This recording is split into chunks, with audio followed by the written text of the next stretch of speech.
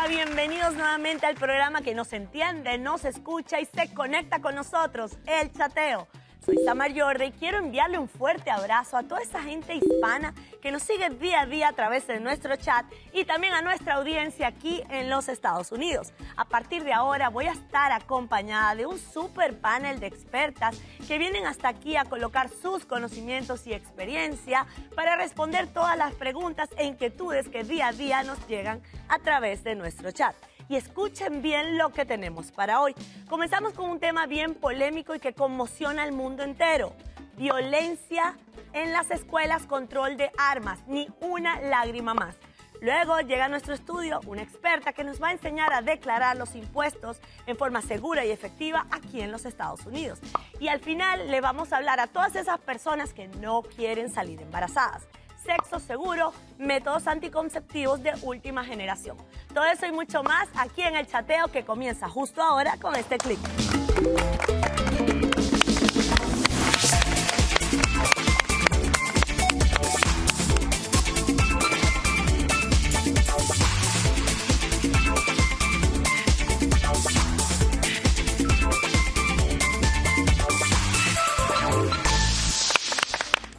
¿Sabías que en los Estados Unidos han ocurrido más de 200 incidentes de armas durante los últimos 5 años?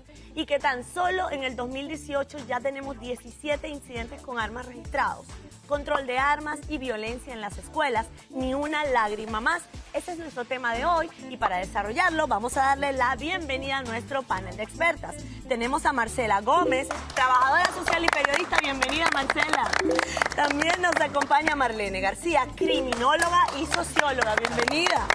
Por este lado tengo a Yugle Rivas, psicólogo y coach, psicocoach Kit, bienvenida. Y también nos acompaña Diane Jauregui, abogada de familia y criminales, bienvenido. Bueno, chicas, estamos en el país más seguro del mundo. Supuestamente el país más seguro del mundo. Muchos inmigrantes llegamos a este país en búsqueda de seguridad, como una de las primeras razones para inmigrar.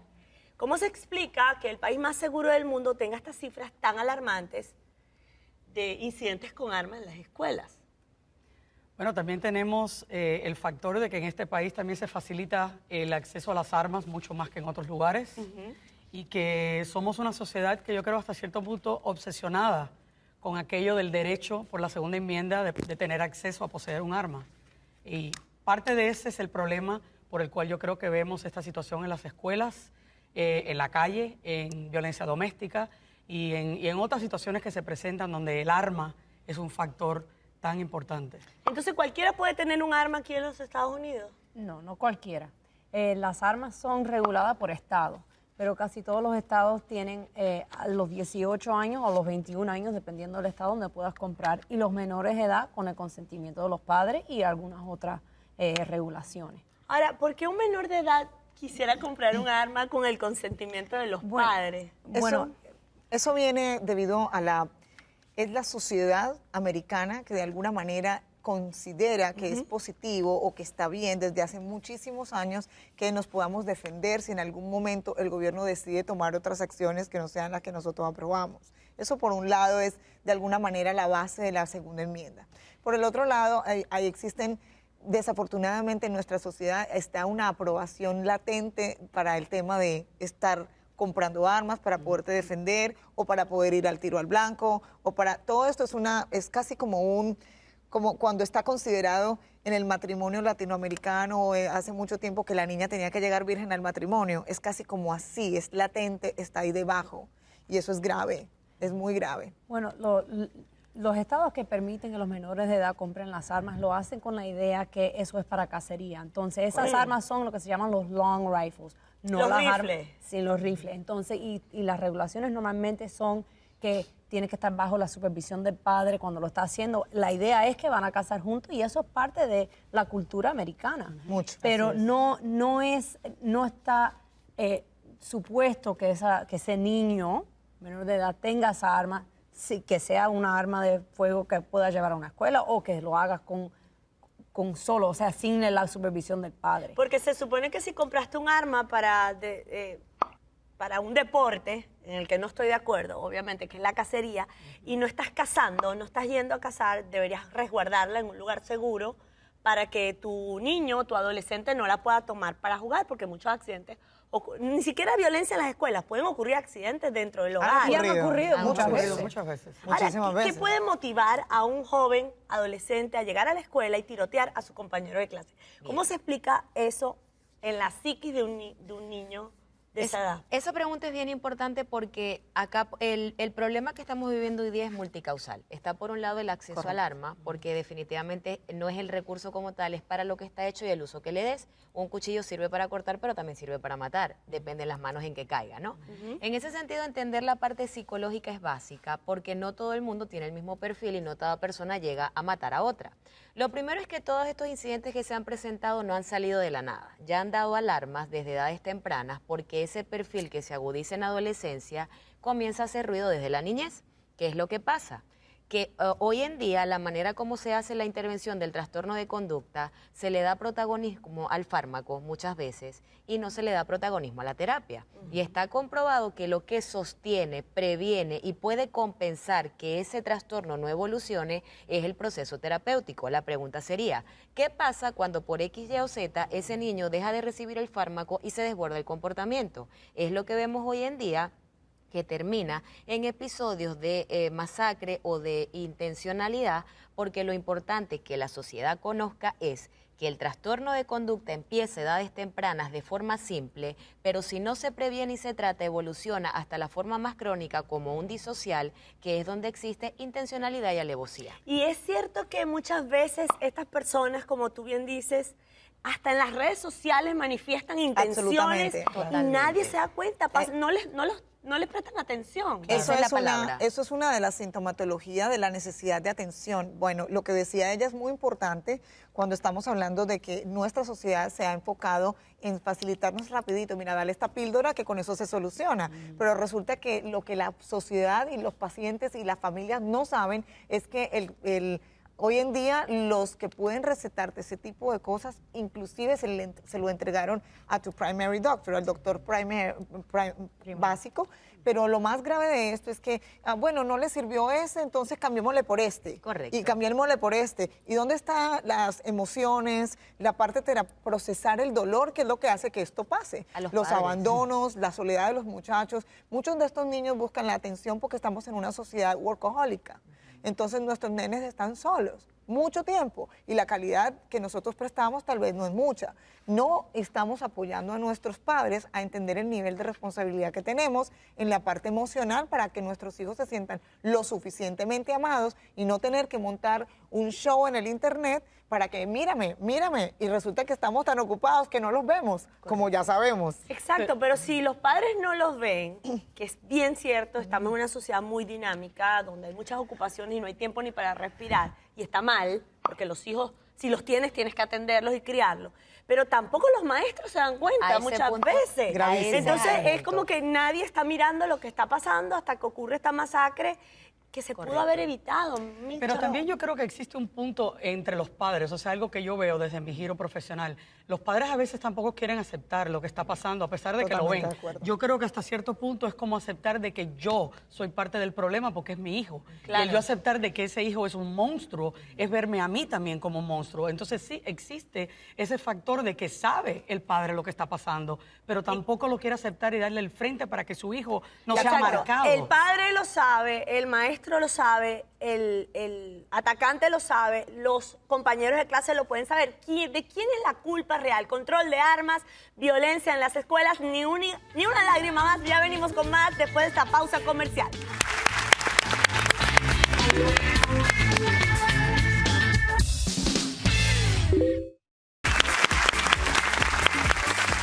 Los últimos 10 tiroteos dentro de las escuelas de los Estados Unidos han ocurrido durante los últimos 5 meses. Esto es realmente alarmante. Control de armas, violencia en las escuelas es nuestro tema de hoy. Y antes de irnos a la pausa comercial, dejamos una pregunta en el aire. ¿De quién es la culpa? Si todo el mundo cree que todos saben y ocurre el incidente, entonces ¿a quién vamos a culpar o a responsabilizar de estas estadísticas? Eso es lo que ha pasado de un tiempo para acá, que hemos pasado más tiempo buscando quién es el culpable y no a quién vamos a responsabilizar. Y es importante entender que el problema es multicausal, pero existe una triada, entendiendo por involucrar colegio, familia y sociedad, que es la responsable de sostener o prevenir que esto pase. ¿Qué ocurre? Y es importante que todos los papás y docentes que nos escuchen hagan conciencia de sus responsabilidades de concientizar esto. El trastorno de conducta tiene 4 niveles. Empieza por un trastorno por déficit de atención y hiperactividad o ADHD, que es la manifestación más simple, ¿ok? Más simple porque el niño es hiperactivo, tiene una tendencia a ser impulsivo, pero el niño que es hiperactivo impulsivo, que es un subtipo de TDAH, cruza en un 65% de los casos con un trastorno oposicionista desafiante. Significa que el problema de conducta ya se va exacerbando porque no solamente es que es hiperactivo, sino que ya tiene una tendencia a no cumplir la norma y a la negativa. Pero y si eso se puede detectar fácilmente. Voy planteándolo. El trastorno de conducta se puede tratar y prevenir con fármaco en el caso que lo necesite, porque hay niveles leve, moderado y severo, y con terapia. La terapia en la escuela y con la familia es lo que va a sostener que el trastorno de conducta no evolucione. Por eso el tema de responsabilizar a la familia y su protagonismo como órgano protector para solventar o sostener que esto no se exacerbe. ¿Por qué?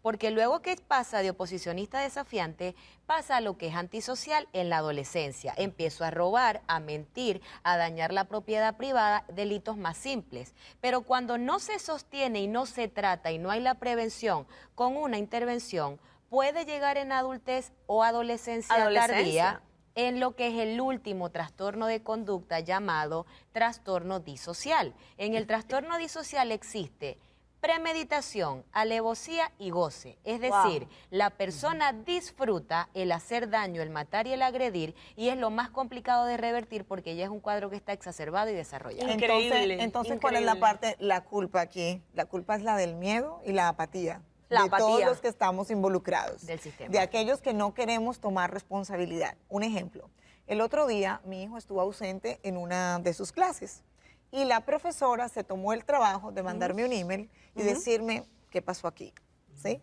Y me dice, disculpe que la moleste. Yo le dije, no, es normal, nosotros lo recogimos, todo estaba bien. Y le dije, ojalá todas las maestras fueran como usted, que se preocupó por mandar el email y decirle, usted dejó salir a su hijo no estuvo presente. Pero resulta que los maestros se sienten solos porque, como ella decía, los padres no se quieren ver a sí mismos como monstruos. Así es. Y abandonan a los profesores en esta... Cuando debería todo ser un trabajo en profesor- equipo. Exacto. Quiero Totalmente, decirles que esa es la no clave. todo el que es padre tiene la vocación, pero te puedo asegurar que todo el que es profesor la tiene. Y también como sociedad buscamos Así es. siempre algo para resolver las cosas rápido. Y cada vez que surge este argumento, la gente lo primero que habla es la limitación de las armas. ¿Por qué? Porque el trabajar las cosas desde el punto de vista que estaba hablando acá la compañera es mucho más difícil, tratar las cosas psicológicamente. Entonces vamos a lo más fácil, limitar las armas. Y señores, esa no es la solución. Eso solamente no va a acabar con los tiroteos en nuestra sociedad. Claro, y ahora el Senado de Michigan, Marlene, ha aprobado una ley donde se le permite a los maestros portar armas ocultas en las escuelas. Un ¿Tú gran crees que esa es la error. Un solución? gran ¿Qué va a hacer el Un maestro gran con un error. arma? Un gran Pues, error. ¿Sabes qué es lo más único- grave de todo esas esto? Los profesores también pueden estar distorsionados, tener estrés. No solamente Pero lo eso. único que falta es que el niño que no pueda conseguir arma en ninguna parte, lo único que tiene que hacer es distraer al maestro, conseguir la arma y ya le llevaron la arma a la escuela. Y más que eso, la responsabilidad de portar un arma y de saber cómo manejar un arma es algo que lleva un entrenamiento intenso y una práctica diaria, una práctica. Los maestros no están para eso. Los maestros están para educar. Eso es un trabajo para personas que estén dedicados y que han preparado su vida para ese tipo Es de otra de vocación. trabajo. Ahora, ¿qué debemos hacer nosotros como sociedad para que esto se acabe, para minimizar este problema tan grave? Si eres papá de un niño que tiene algún diagnóstico de conducta simple, hacer conciencia de que si no te ocupas con un tratamiento adecuado, bien sea medicación o terapia, Puede puede trascender. evolucionar. Tu aporte como papá responsable es ocuparte más que preocuparte, en el sentido de darle a tu niño la contención que necesita para evitar que esto se desborde en la adolescencia y podamos tener estas consecuencias. Tengamos claro que lo más importante aquí es, yo no estoy culpando, nosotras las mamás nos fuimos a la calle a trabajar y todo el mundo está trabajando mucho y nadie se toma el tiempo de mirarle los websites o las cosas a los hijos, créanme que tener una confrontación con su hijo a tiempo para mirarle qué es lo que está haciendo en el Facebook o en el Instagram o todo lo que ellos tienen, créame que es mejor tener la confrontación en casa y entrar en el momento que ellos tienen todo oculto ahí, esa es su vida real, esa es su verdad. Esa es la sociedad que tienen ¿Y qué ahora? decirle a los hijos nuestros, a los que podrían ser víctimas de estas personas? ¿Cómo se tienen que proteger en las escuelas? Prepararlo, que en las alarmas que ellos vean deban hablarlo, porque existe. Si yo prevengo en el trastorno de conducta desde la psicoeducación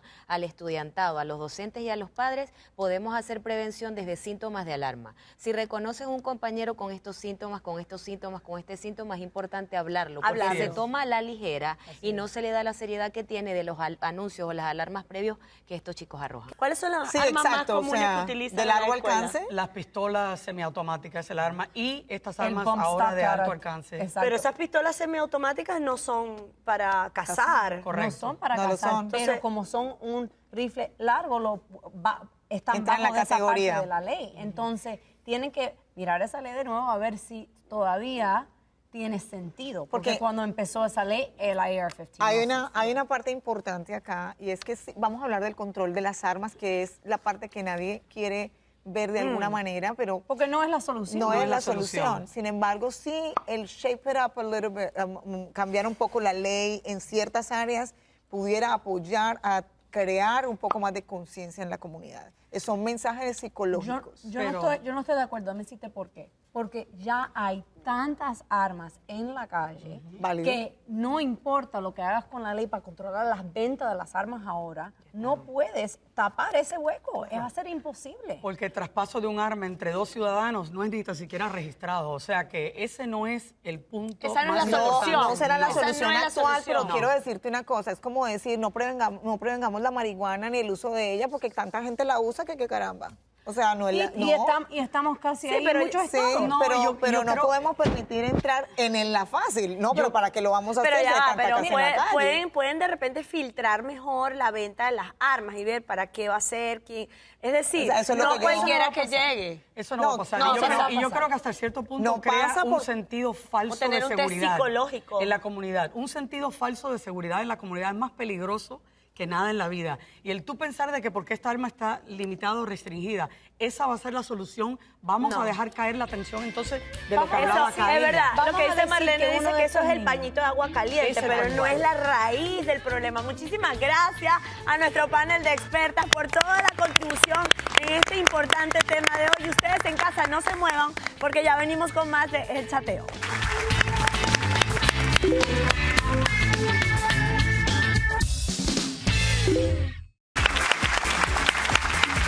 Y bueno, mi gente bonita, seguimos aquí en El Chateo aprendiendo de los mejores expertos para tener una vida más fácil, fluida y feliz. Y ahora nos acompaña una especialista que viene a enseñarnos cómo declarar impuestos en forma segura y efectiva dentro de los Estados Unidos. Ella es Alexandra Ledesma, directora de marketing de TaxCare, una empresa dedicada a prestar servicios contables y financieros aquí en los Estados Unidos. Bienvenida, Gracias, Alexandra. Omar, ¿cómo estás? Gracias. Qué bueno tenerte aquí. Gracias. Tenemos muchas dudas que aclarar y estoy segura que ustedes en casa también, pero antes de entrar en materia de impuestos, que es algo a lo que todo el mundo le tiene pánico, sobre todo una vez al año cuando se acercan las fechas límites, quisiera saber cómo entraste tú en esto. Eres una chica muy joven. ¿Qué te motivó a entrar en esta empresa Fíjate, bueno, Samar, gracias por la ayudar a tanta invitación. gente? Buenos días. Bueno, fíjate, nosotros somos un grupo de, vamos a decir así, no somos entrepreneurs, somos inversionistas venezolanos que de una u otra forma vimos en la parte tributaria como tal una oportunidad de negocio, sobre todo para ayudar a todas estas personas con desconocimiento de la parte contable. Si bien sabes, es súper complejo. Digamos así, no es tan complejo. Nosotros sentimos un poco de miedo, pero realmente el gobierno americano te brinda muchas oportunidades para que de una u otra forma tú puedas pagar un poco menos dentro de la parte legal. Esas son las cosas que muchas veces tenemos miedo, nos asesoramos mal y caemos en la cuenta de que pagamos mucho más por lo que no debías pagar. Así, aquí los vivos lo pagan muy caro. Aquí hay mucha Es gente que quiere correcto. ser viva y quiere burlarse del gobierno y eso no puede suceder. Pero sí hay cosas legales que podemos aprender para poder pagar menos impuestos y me totalmente. parece muy valioso. Fíjate que hay muchas oportunidades, por lo menos con las personas que tienen niños, pueden hacer sus deducciones. Tienes un familiar que incluso tú le pagas el 50% de sus gastos, que no viva dentro de tu casa, tú puedes deducir. Muchas veces las millas de los carros, la gasolina, siempre y cuando sea utilizada para trabajo. Todo ese tipo de cosas, lo que pasa es que necesitas asesoría de personas que sepan y nuestra recomendación siempre es busquen un especialista que esté con ustedes durante todo el año, porque la planificación tributaria es vital. Si tú llevas con tu contabilidad día a día o mes a mes, no tienes que guardar las facturas, ya los sistemas están automatizados. Tú simplemente con ir a tu cuenta bancaria, el contador descarga todo el sistema y te hace tu, vamos a decir así, tu balance de lo que debes o no debes pagar. Este es un tema bien serio aquí en los Estados Unidos y siempre estamos como corriendo, trabajando, produciendo dinero y en una ola de estrés. Llega el tema de los impuestos y nos volvemos locos. La gente se paraliza, Sí, se paraliza. prácticamente durante un mes buscando un contador y llegan los contadores a ofrecerte más económicos, paquetes para ayudarte y te prometen que te van a devolver el dinero. ¿Y tú crees que esa es la manera más correcta de hacerlo? Mira, particularmente nosotros tenemos una diferencia muy grande dentro de la competencia. Nosotros además somos una franquicia, tenemos 16 oficinas en todo lo que es el estado de la Florida y estamos buscando ya la expansión ya a todo Estados Unidos. Nosotros le recomendamos a los clientes que simplemente lleven su contabilidad y su payroll, vamos a decirlo así, mensual. Eso te permite como persona o como pequeña empresa o grande empresa planificarte en función de los gastos. Porque de repente ya tú a junio o julio ya sabes dónde estás excedido o qué tienes que hacer para buscar una mejoría. Claro. ¿Qué pasa al final del mes? Viene cualquier persona, te dice, yo te hago los impuestos. ¿Qué pasa con la competencia? Trabajan 3 meses al año.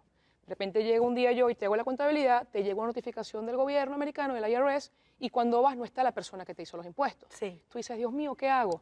Entonces buscas por salir del paso a cualquier persona.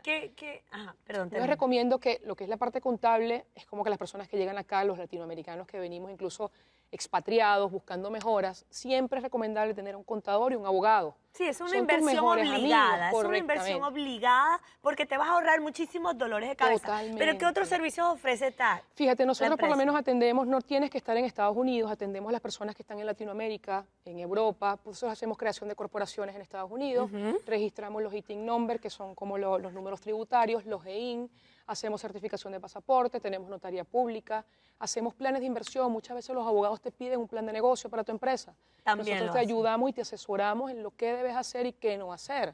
De esa manera también te vienes con una perspectiva mejor de tu negocio. No, yo estoy que salgo corriendo a pedir los servicios. Ahora, toda persona que vive aquí en los Estados Unidos tiene que pagar impuestos. Toda persona que vive aquí en los Estados Unidos tiene que pagar impuestos. Sea- Recuerden que sea hay una turista, regla, sea- la regla de los 183 días. Ajá, ¿Qué ¿cómo consiste es? esta regla? El gobierno americano o el IRS te cuenta los 3 últimos años que has estado acá. Si en la sumatoria del primer año te cuentan el 50% de tu estadía del año anterior y del año, vamos a decir, el tercer año anterior te toman un tercio. Si esa suma da más de 183 o más de 183 días, ya tú eres una residente fiscal. Wow. Como residente fiscal Así no tienes que pagar produzcas impuestos. dinero aquí. Así no produzcas dinero acá. Increíble. O sea, ¿Y qué tú- pasa con las empresas en Internet, Alexandra? Tienes que declarar impuestos. O aunque estés en otro país como en Venezuela, Colombia. Fíjate, existe lo que se llama, el gobierno evita la doble tributación. ¿Qué pasa? Por lo menos te doy un ejemplo, en el caso de Venezuela. Si tú tienes empresas en Venezuela que te generan dinero o ingresos, el gobierno americano te permite hasta $100,000 de facturación. Si tú no pasas más de $100,000 allá, no tienes que declarar impuesto acá. De 100,000, En adelante. 100,001 tienes que pagar ese $1 para acá. O sea, el gobierno americano te dice que lo declares. ¿Y qué es el número ITIN que todo el mundo El ITIN habla de number él? básicamente es tu número de identificación fiscal. Ese es el número como persona y tienes el EIN también, que es el número de empresa, que con eso tú te movilizas en todo lo que es Estados Unidos. Y es un si no número tienes un único. social, por lo menos hay personas que no tienen social que pueden sacar su número de identificación y simplemente con eso te puedes registrar en colegios, incluso en bancos, o sea, todo ese tipo de cosas. Ahora, llegó la época de impuestos y no tienes el dinero completo. ¿Por qué? Fíjate, ¿Cómo, por lo cómo menos, tú puedes es lo que digo, manejar el gobierno, eso? dentro de todo, el IRS es bastante, vamos a decirlo así, bastante coopera con el individuo y con las empresas. ¿Por qué? Porque te permite hacer extensiones. Lo que sí te dice el IRS es que, por favor, haz tu declaración, ya tú puedes tener un monto establecido de lo que tú vas a pagar o se estima lo que vas a pagar y tú puedes pagar en el mes de octubre. O sea, te permite hacer una extensión de taxes. Puedes incluso pagar la mínima cuota de lo que te tocaría cancelar. Pero la idea es que mi consejo a todos es no dejen para el final la declaración de impuestos porque es bastante tedioso. Las extensiones son perfectas, lo puedes hacer, puedes pagar en el mes de octubre, pero sí su planificación tributaria que esté al día, tanto de empresas como de personas, porque te ahorras demasiado. O sea, nosotros en Tasker los invitamos de verdad no solo a pagar impuestos, nosotros siempre decimos eso, no paguen impuestos, ahorren impuestos. Sabes que el miedo en Latinoamérica, incluso aquí en Estados Unidos, es pensar, si me voy a vivir a Estados Unidos, los impuestos me comen. Tienes que pagarlo para que puedas obviamente disfrutar de los beneficios que tienes ¿Qué acá. pasa si no pagas los impuestos aquí en los Estados Bueno, Unidos o te quieres hacer el vivo Te va a y llegar haces una trampas? cartica, de repente no te ven el primer año, pero el segundo Ah, año no. vas a tener una cartica o vas a tener alguna amonestación y las multas son bastante elevadas. Son elevadas y son multas que después te van a pechar. Y es importante como que demostrarle al gobierno a la hora de pedir un crédito en un banco, de comprar una casa o de traerte a un familiar, que tú pagas muchos impuestos en este país. Es que creo que la idea no es tanto que pagues muchos impuestos en dinero, o sea, vamos a decirlo así, una cantidad alta o un monto de dinero. La idea es que vean que tú eres una persona responsable, que tú cumples con tu obligación tributaria. Recuerda que aquí el sistema funciona es como el crédito. Aquí de repente tú no tienes un ingreso muy bueno, pero si tu crédito es bueno, tú puedes hacer 1000 cosas.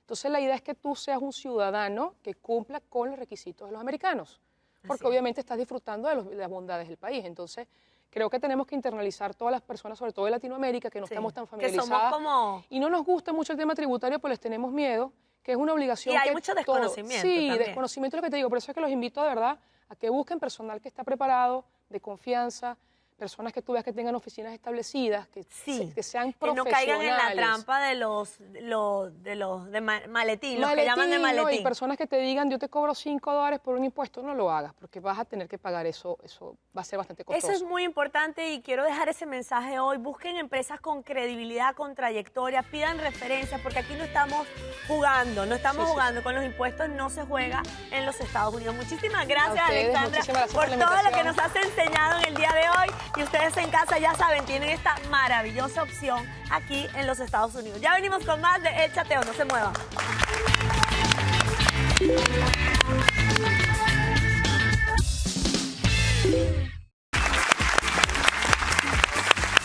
Y seguimos aquí conectados en su programa favorito, El Chateo, desarrollando temas que tanto les interesan y preocupan.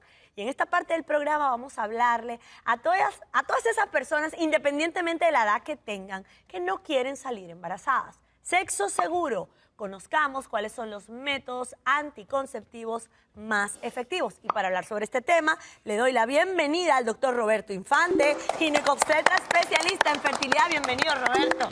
También nos acompaña la doctora Catalina Granada, ginecobstetra del Hospital Jackson Memorial. Y también Pia Bataglia, coach sexontológica y sexóloga.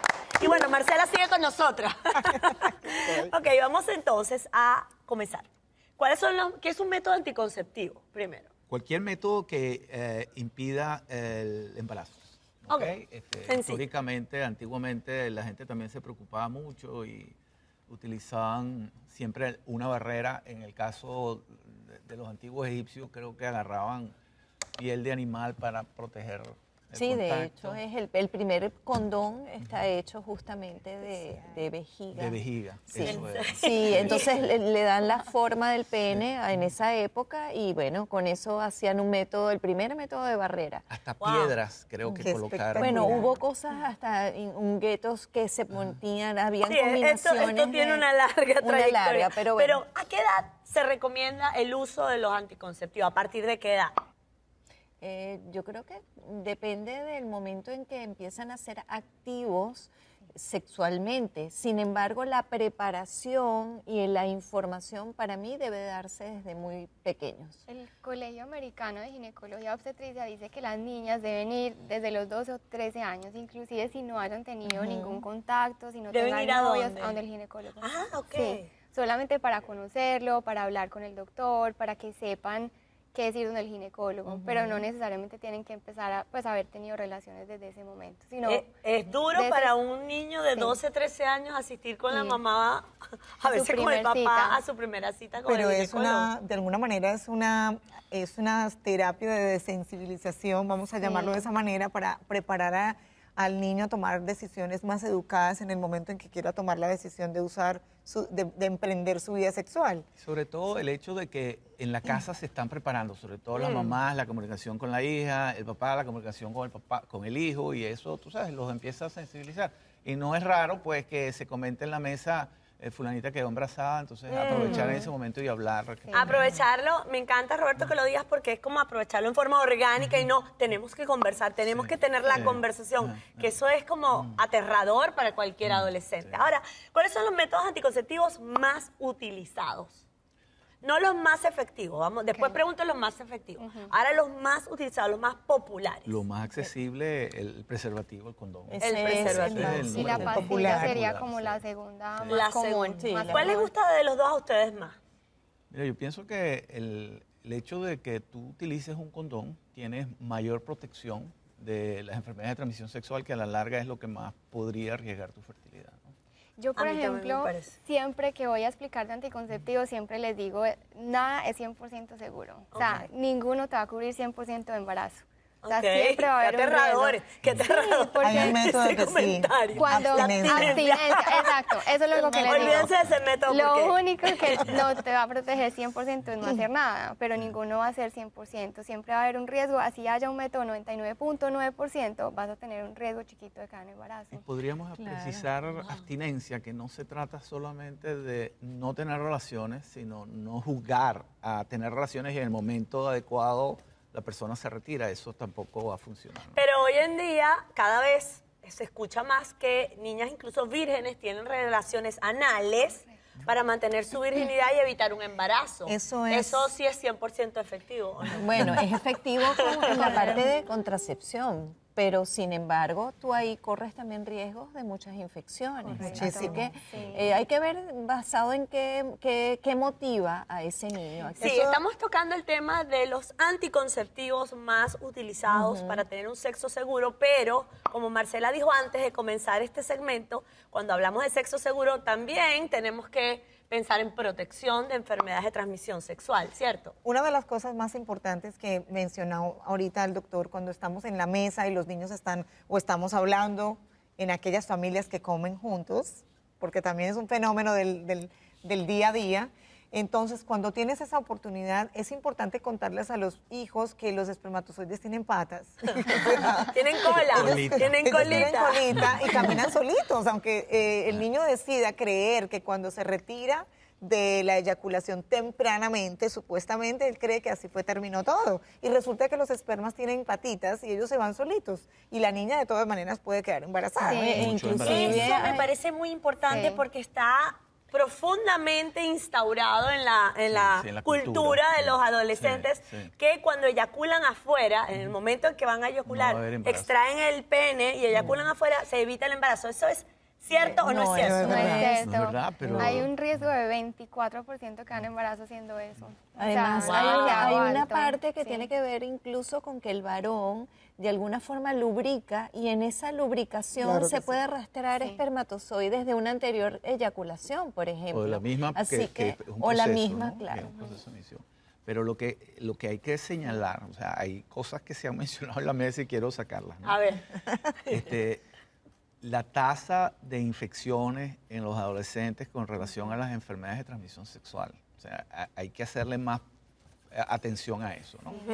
Nosotros sabemos que 2 de cada 3 mujeres en edad reproductiva tienen el riesgo de tener una infección pélvica a lo largo de su vida reproductiva. Y esto está unido a este estilo de vida, donde las relaciones sexuales pueden permanecer sin protección, ¿no? Y eso es quizás lo que nosotros después vemos en la consulta de fertilidad, que son personas que tienen las trompas infectadas, obstruidas, los muchachos tienen los conductos diferentes obstruidos, están afectados en diferentes lugares y eso sí compromete su Es decir, que ustedes como ginecólogos, cuando un paciente llega porque lo que quiere es protegerse de un embarazo, siempre le dan prioridad al tema de las enfermedades de transmisión sexual. O sea, embarazo más enfermedades de transmisión eso sexual. va junto, definitivamente. Y por eso cuando uno está con adolescentes, pero no es nada más adolescentes, es jóvenes y adultos también. No saben.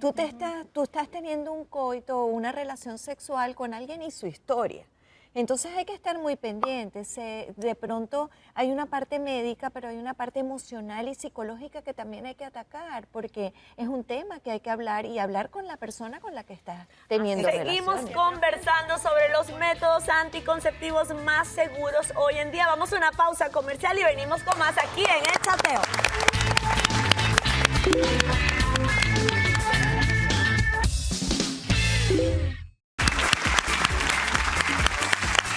Conectados aquí en el chateo hablando sobre sexo seguro. Conoce los métodos anticonceptivos más efectivos. Y antes de irnos a la pausa comercial, dejé una pregunta en el aire.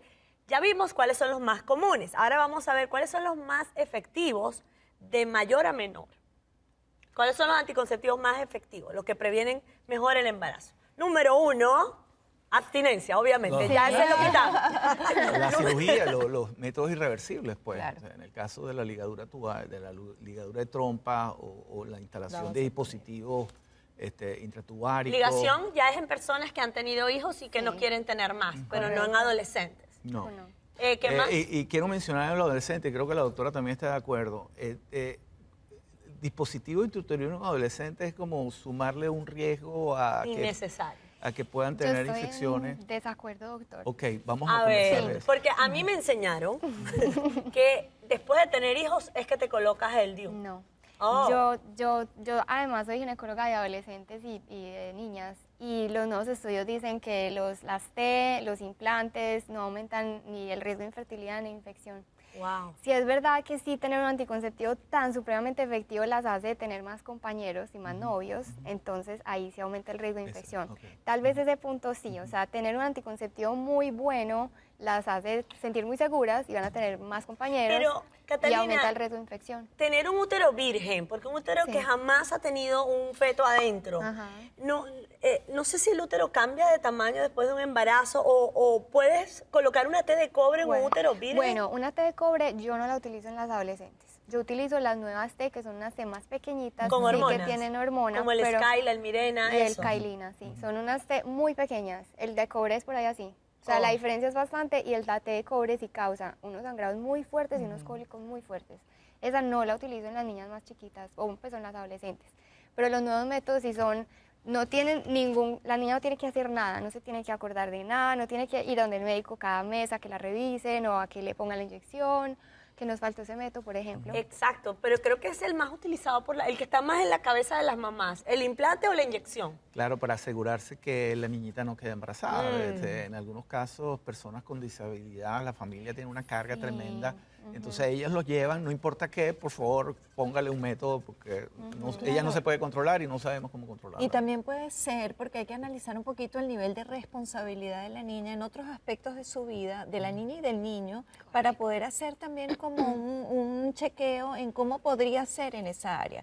Porque si tenemos unos adolescentes que de alguna forma ni se acuerdan de las cosas que tienen que hacer, y suele ocurrir en muchos aspectos, hay que tomar en cuenta que cosas como en una pastilla anticonceptiva se les puede pasar.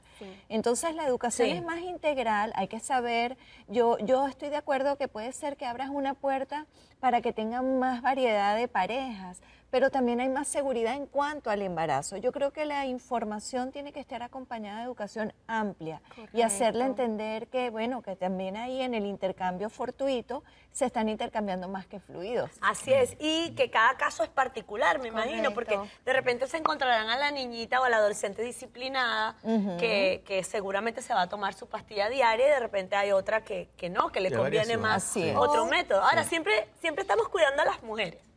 Ahora, ¿qué métodos anticonceptivos pueden tener los hombres? Porque ellos también son corresponsables de un posible embarazo. Corresponsables. Bueno, todos hablamos de los preservativos. Hay un trabajo que me llamó mucho la atención, que es la migración de campesinos en China durante la época de las cosechas con el algodón. Observaban que cuando estas personas regresaban a su casa después de 3, 4 meses, no habían ocurrido embarazos. Y observaron inmediatamente que tenían el hábito que durante la cosecha ellos se metían la semillita del algodón mientras trabajaban, los hombres, ¿no? Esta semilla encontraron que había una sustancia que se llama gocipol, que además de que se utiliza para la malaria, se utiliza como anticonceptivo en China. La Organización Mundial de la Salud lo señala como un prospecto de anticonceptivo masculino. Como una pastilla anticonceptiva. Como la concentración de la sustancia. No sé si sería en forma de pastilla, aceite o inyección, pero la idea es utilizarlo como un anti-espermatogénesis, Ok. que paraliza la espermatogénesis durante Temporalmente. durante el tiempo que lo está utilizando, y después, fíjate, cuando estos señores de la cosecha regresaban a su tierra, otra vez ellos embarazaban a su mujer después de ese periodo de... Qué de- increíble, qué increíble, Era la ciencia temporal, avanza, ¿no? pero mientras eso se desarrolla, hasta hoy en día, si alguien está preguntando, es el preservativo y la vasectomía. Sí. Ya no hay más. Básicamente. No hay más. Por ahora estas son las opciones que existen. Pero en el preservativo hay que tener mucho cuidado. Yo siempre voy hacia los muchachos porque normalmente estos muchachos cargan con su preservativo metido en la cartera. Ojo, los preservativos tienen fecha de vencimiento. Ojo, los preservativos Se son de, rompen. de En la látex y el cartera producto no se y pone. no se debe de poner, se dañan con el calor. Sí, Además, los muchachos cargan esa cartera en la Sí. parte de atrás de un pantalón. Por favor, no quería irme sin decir Sí, que los muchachos sí, tienen que sí. estar muy pendientes Ok, de Yo no Sí. quiero irme sin hablar de una parte muy importante que hablamos fuera de micrófono, si no la mencionamos suficiente, y es el sexo anal. Y cómo las niñas, por preservar lo que ellas consideran virginidad, están utilizando el sexo anal sin darse cuenta del riesgo tan elevado, primero de infección. Si tú llegas a estar expuesta a una infección de transmisión sexual, puede entonces afectarte inmediatamente, lo que quiere decir tu fertilidad. Pero la otra parte de todo esto es que es una mentira el creer que porque tienes sexo oral y anal, entonces ya eres virgen y entonces no hay rollo, pero lo hay, porque por detrás, como dirían popularmente, es uno de los focos de infección, y que me corrijan los doctores, más grandes que hay. Así Sí, es. sí, y utilizan a veces el mismo condón para la vagina, por delante y por sí, detrás. sí. No, nada eso que sí es ver. grave. Ahora- Gravísimo. Otra pregunta. Me encanta la acotación y estoy totalmente de acuerdo con ella. La píldora del día siguiente, que es tan popular. ¿La gente puede mantenerse tomando la píldora del día siguiente? No, la píldora al día siguiente no es un anticonceptivo. Eso por eso se llama plan B. O sea, es Es algo... una emergencia. Es una emergencia y solamente funciona en las primeras 72 horas. O sea, Después de 72 horas ya. la efectividad es muchísimo menor. Y en esas 72 horas tampoco la efectividad es del 100%. O sea, que esa ventana es, por eso se llama el día después, o sea, o la hora después debería ser, algo así, debería ser rapidísima. Pero, o sea, no es que tengan algún riesgo de tomarla muchas veces. La verdad, pues, anatómicamente, las va a desarreglar el ciclo, van a estar irregulares.